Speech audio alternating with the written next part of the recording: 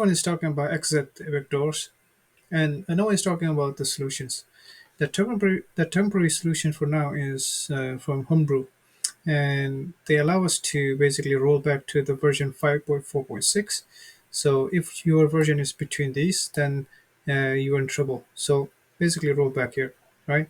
So let's see if what kind of version do you have, right? On Linux and Mac, you can do xz dash version, and then yeah, it will show up like this, right? So the solution is install Homebrew, and you can do brew update, brew upgrade, right? So this is what you want to do, and after you hit upgrade and roll back down with all these version, you can clean up only exit, or just clean up your homebrew cache and everything, right? So brew auto remove and clean up the all the cache.